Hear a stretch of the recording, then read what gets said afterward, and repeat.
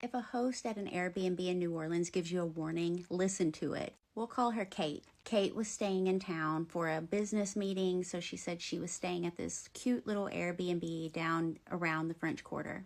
She was alone. She didn't want to stay in hotels. She said she always kind of got the ick in hotels. She felt like they were more dangerous. So she goes to the Airbnb. She had the code to get in, and the host had left her a handwritten note that said, do whatever, just clean up after yourself. But then it also said, do not open the door after midnight for anyone. She thought that they were just trying to be funny because, of the nightlife that's down there. So she kind of didn't pay any mind to it. The first night, everything was fine. The second night at 12:45, she hears a knock at the door, just 3 little knocks. She said they weren't frantic or like loud or anything. They were just like polite, soft knocks. So she goes to the door, she looks through the peephole, and she sees this gorgeous guy standing there. She said he was like so good looking. He was pale skin, he had dark hair, the most gorgeous eyes she'd ever seen. He says, "Hey, I'm so sorry to bother you, but I left my phone in here the other day." She was kind of weirded out a little bit because she knew she hadn't had any guests, but she thought maybe it was whoever stayed there before her, but she hadn't seen or heard a phone. He tells her, "Hey, I can tell you where it's at. You can go get it for me. You don't even have to let me in." Then he mumbled something that she didn't really hear. She couldn't hear it through the door. So without thinking, she just cracked the door a little bit. That's when he winked and said, "Thank you, that's all I needed," then left. Now, personally, this is where Kate loses me because she said it didn't really scare her because he was so good looking. Girl, so was Ted Bundy. She goes back to watching TV, doing whatever she was doing. The next morning, after she gets out of the shower, before she has to go to one of her meetings, the mirror fogs up and someone had wrote, like with their finger, "invited." Just one word, "invited," in the mirror. Girl. She's still dumb and thinking that it's something that the Airbnb does for the area or whatever. So she calls the host, and the host said, "Did you open the door?" And she said, "Yeah, for this guy, like I didn't let him in or anything. I just like cracked the door." And the Airbnb host just hangs up on her. I guess kind of like, "Girl, I already told you, like, don't open the door. You didn't listen, so you're on your own now." That night, she's in bed, she's by one of the windows, and she hears like 3 knocks on the window, right? And I'm like, oh my God. Like, as soon as I'm reading it, I'm like, duh, oh my God. So then she said she starts seeing like shadows move across the room. She swears she saw the guy looking through her window, but he never like did anything. He never came in, and she packed up all of her stuff and got the hell out of there the next morning.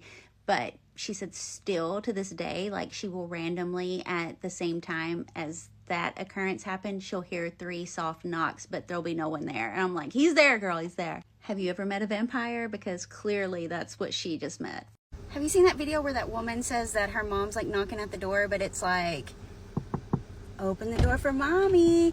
And then she's like, "My mom would never talk to me like that." And then it does this weird demon growl thing at the end. Let me show you guys real quick. Come out. Bella, are you there, honey? Open the door for mommy. Bella. Come out. Bella.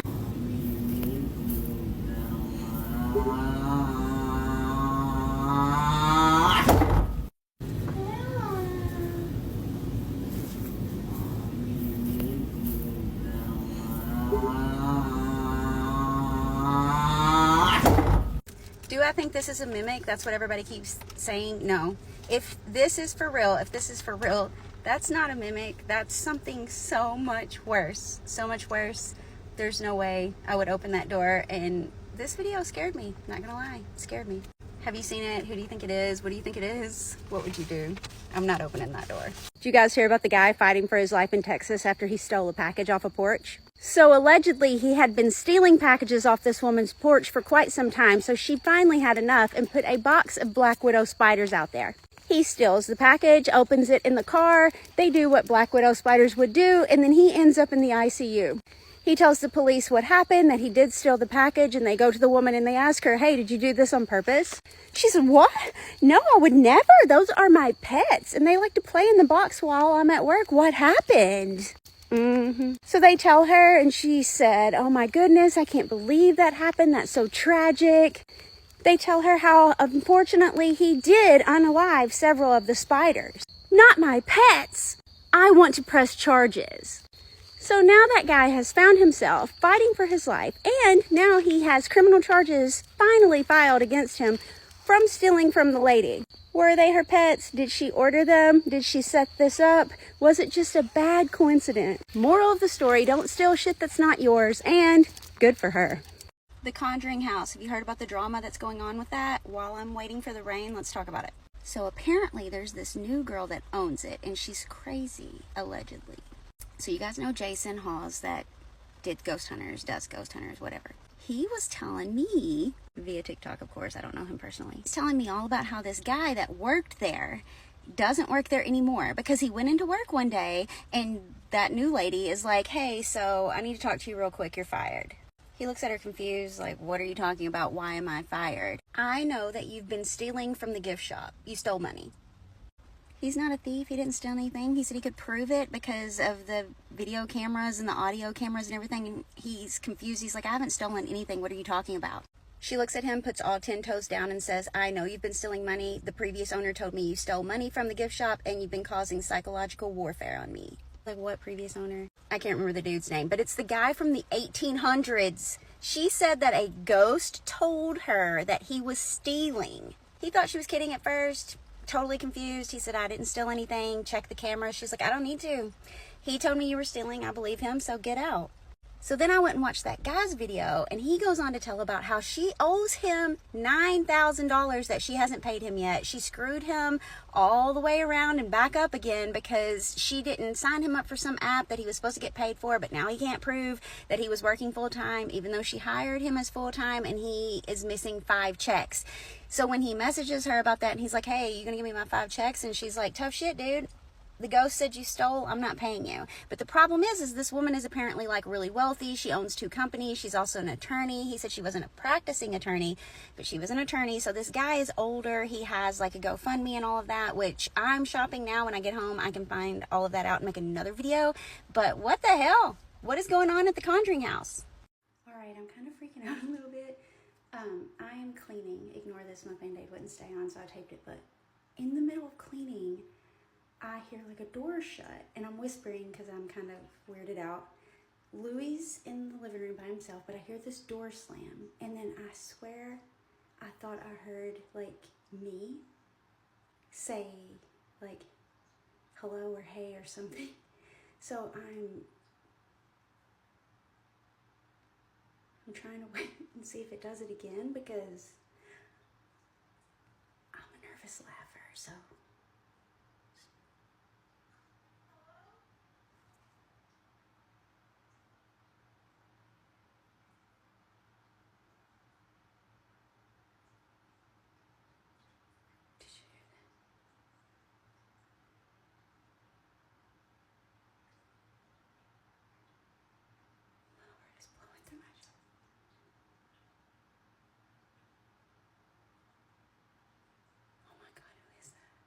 You already know how I feel about New Orleans, but what's happening there now is a lot scarier than just a building of like ghost nuns. Have you seen the viral video of the guy playing the Shadow Man music because there's a man on Bourbon Street trying to get him to rub elbows with him so that he can tell his fortune to him or whatever? But the guy won't do it because he said the Shadow Man taught him better. Smart dude. What he's trying to do is destiny swap.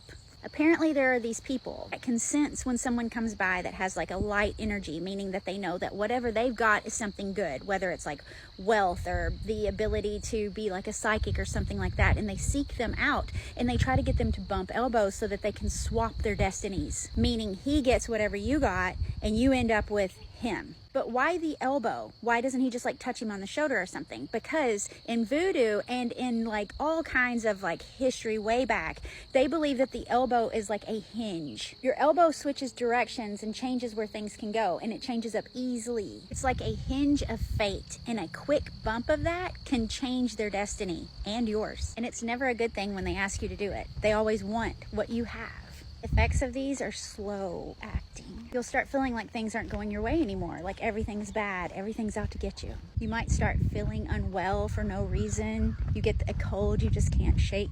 You may lose your job or lose your home. Meanwhile, the guy you bumped elbows with is now on a winning streak. protect your elbows. And if you think someone did knock your elbow, go home, wash your hands, wash your elbows in salt water. Then light a white candle and say, what's mine is mine, and what's theirs shall return to them. If you're going to be in places like that, maybe consider having like a little pouch of salt or a silver coin in your pocket. So next time you're in New Orleans, be sure to keep your eyes out for elbow bumpers and, you know, poop on the street, because that's there too. But I already told you that.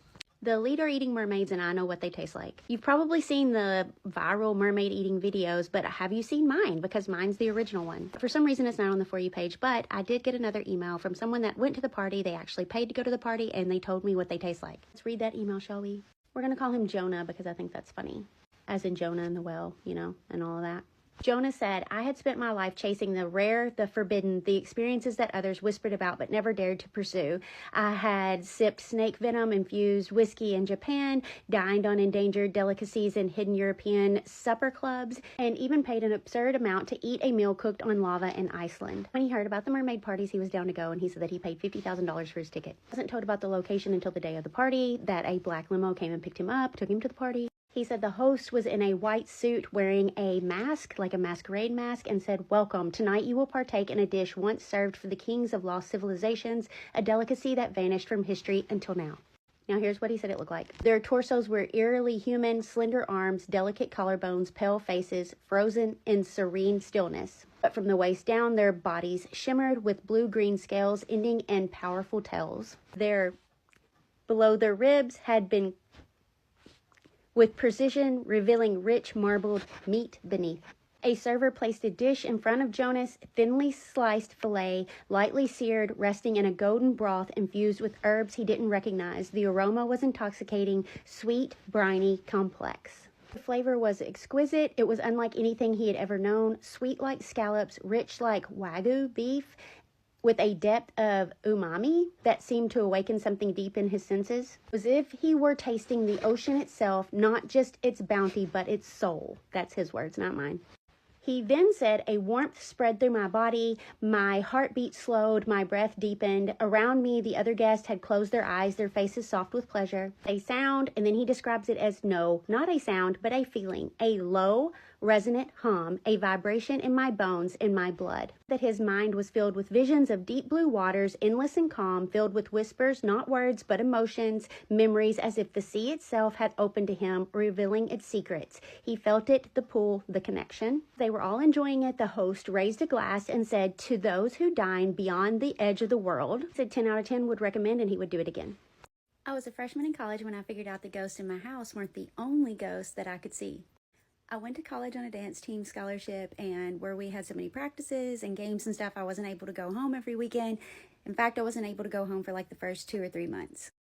I had a cell phone, but you could only use it after 9 o'clock or it was really expensive. So I would wait until then and go outside and sit on the sidewalk, either talk on the phone or just sit by myself. I started noticing this girl that sat down the way a little bit from me, but she was really quiet. I couldn't get her to talk to me, and I could normally get anybody to talk to me. So I kept trying to get her attention. She just wanted nothing to do with me. So I'm like, okay, girl, whatever. Then one night I got up to go in, and as I was opening the door, she was standing there, and I was like, damn, you scared me. Oh my God, don't sneak up on me like that. She didn't even smile or anything. She was just looking straight ahead. So I'm like, okay. So I just let her go in. She heads upstairs. I go through the door to the first floor. That was the end of it. This kind of strange interaction goes on for a few weeks until finally I see the RA, and I'm like, hey, what's up with that girl that sits outside at night? Do you know who she is? Because she's like really quiet. I can't get her to talk to me. It's weird. She's like, I've never seen a girl up there. I don't know who you're talking about. I'm like, yes, you know who I'm talking about. She's always out there. She's been out there for like a month. She had no idea, so I just dropped it, moved on with my life. Then old girl goes missing. She's not on the sidewalk anymore. I'm like, okay, maybe she got over the little funk she was in. I don't know. But then the light catches my eye on the 3rd floor. There's just one window up there. And who's standing up there? Miss Ma'am. So I'm like, hey, girl, hey. And she's like, damn, okay. So I head inside. I see the RA again. I'm like, oh, quick, come outside. I can show you. I can show you what girl I'm talking about. She's in her room. So I drag this poor RA outside to show her who I'm talking about. We get out there, and I'm like, see, look, she's up there. Then girl in the window decides to be like this.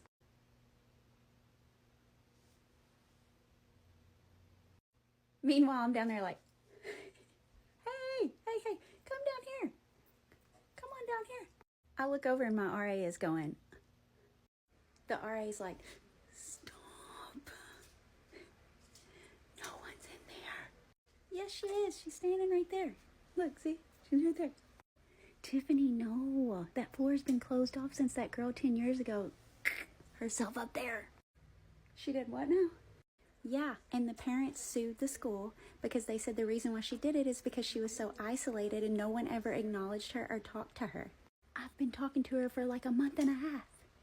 So we both look up to the room and right then, lights out. She looks at me, I look at her, we both scream and run. And I never saw her again, but I guess she was just waiting for somebody to finally acknowledge her. I grew up in a haunted house and I like to tell stories of things that happened to me, my friends, and family while living in that house. This is the story of how the ghost turned my skeptic high school boyfriend into a believer, just like that. We had dated, when I say dated, we were boyfriend, girlfriend, like 7th grade through freshman year of high school, but then we ended up breaking up, but then we started dating again about a week before graduation.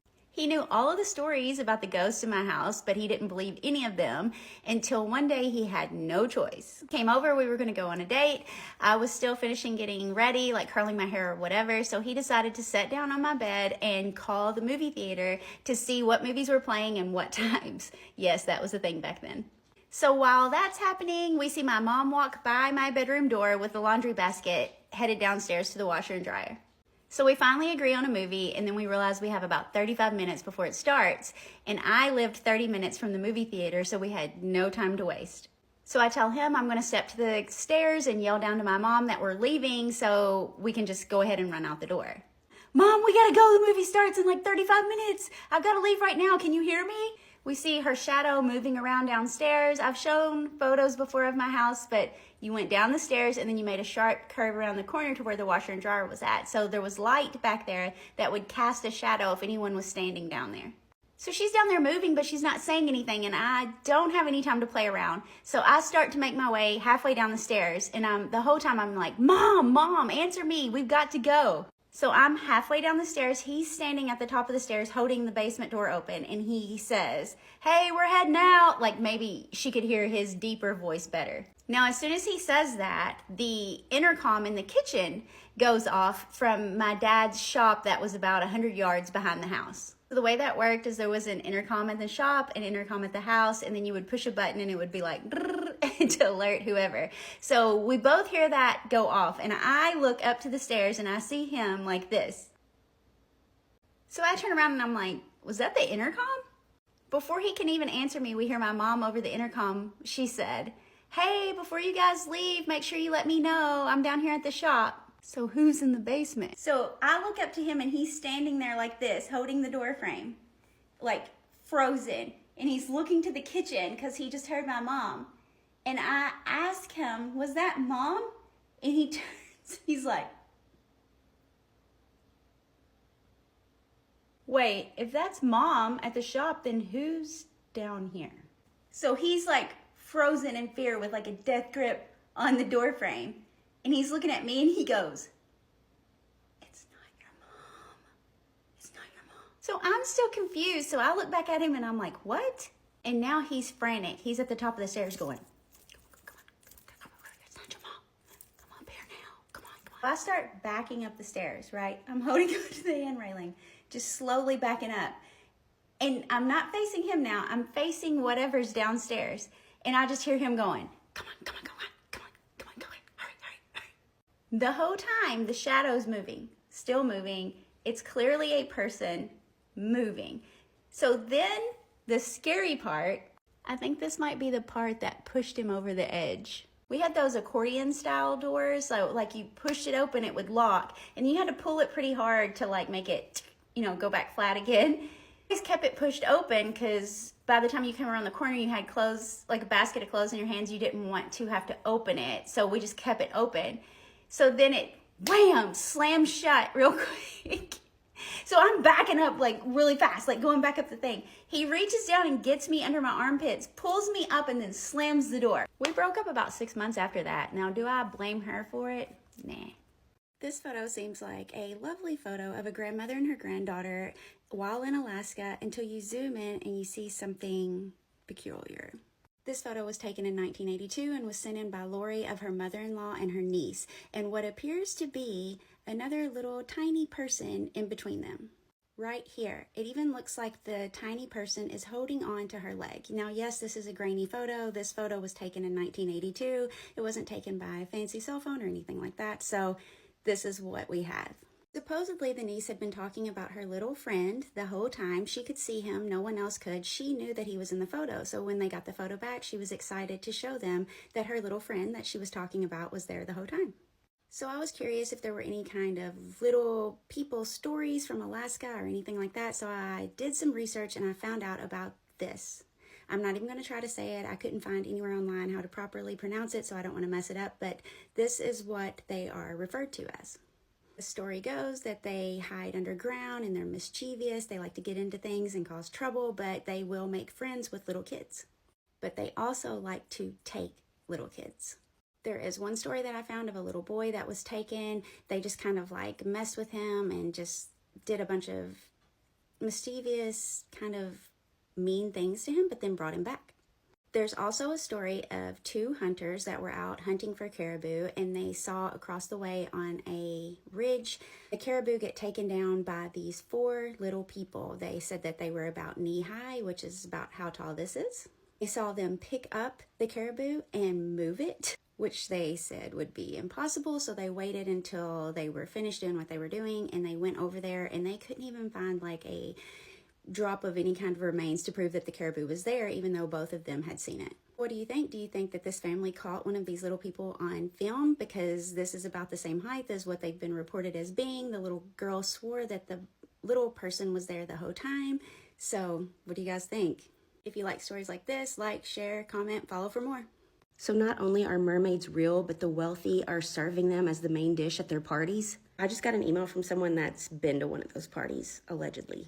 I'm still sick, so just deal with it. This entire email came about from the viral video that's going around right now about the guy that had just gotten out of prison and he was needing to make some money. So he joined up with like this fisherman crew to go out and catch exotic fish for a ton of money. He thought it was just going to be big, rare fish. Turns out, no, it was mermaids.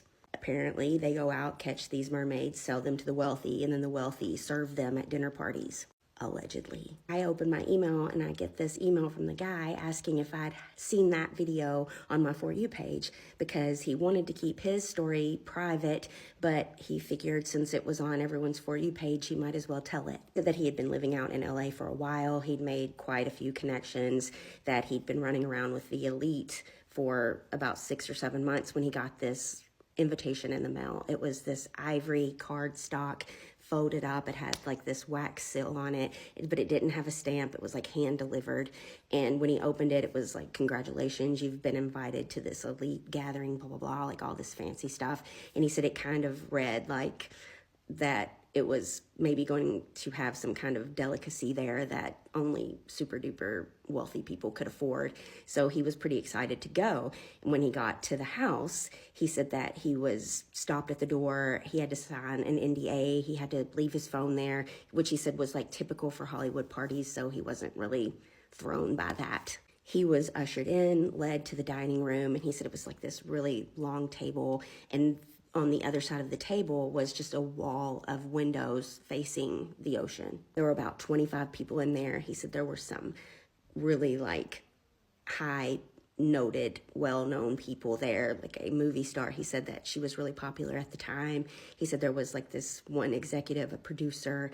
There was some government something there, but there were only like 25 people there. The amount of people that were there and then the quality of people, he said it really made him like second guess like why he was there, because they were all really out of his league. They all sat down. They all had like this small covered dish in front of them, but then there was this massive silver tray covered with it had 4 handles on it.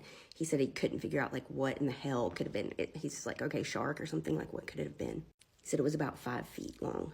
The host stands, says, I would like to thank everyone for coming today. Lucky to experience such a delicacy, and this is a rarity that very few get to experience, like really like laying it on thick. Then 4 servers step forward. They all grab a handle and lift it up, and he said there's an audible gasp. Then, in detail, he goes on to describe what we would know as a mermaid. He described in pretty graphic detail, but I'm not going to because I don't want the video to get taken down. So he's just looking at it like, what the hell? The entire time he's thinking, okay, this is something that they have made to look like a mermaid. There's no way this is an actual mermaid. But then the servers step forward to prepare it, and that's when he realized that it actually was a mermaid. He said as each piece was presented to the people around the table, he could smell this woodsy floral scent. He said it was a smell he'd never smelled before. Everyone there seemed very excited to try it, and he could tell that some of them had already had it before. This wasn't their first time attending one of these parties. He's watching in horror as all the people are eating this and acting like it's the best thing they've ever had in their life. He said out loud, "This is some kind of joke, right?" The host says, "Once you try a bite, you'll believe that it's real." He couldn't make himself do it. He pushed away from the table. He said out loud, "You guys are nuts. This is insane. If this is what this really is, I don't want any part of it." Everyone at the table just kind of laughs at him. So he leaves. He's walking through the house trying to find his way out. And he ends up back around the kitchen, and he hears this bubbling sound. He said it resembled what you would hear in an aquarium or something. He could see that this one door was slightly ajar. He pushed it open, and there were tanks all in the room full of mermaids. Some of them were very aware that they were there, and then some kind of looked incoherent. He's standing there staring at them when the host walks up behind him and says, "Oh, you found the pantry." He turns around and says, "What is this? This is insane. This can't be actual mermaids, is it? Is it something that you're just trying to make look like mermaids or something?"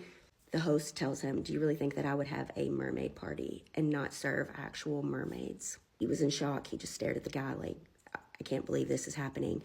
And then he tells him that he was going to leave, that he didn't want any part of this. And he said, "Well, remember, you did sign an NDA, and it wouldn't matter anyway because no one will ever believe you." So what do we think? Do we believe him? Let me know in the comments.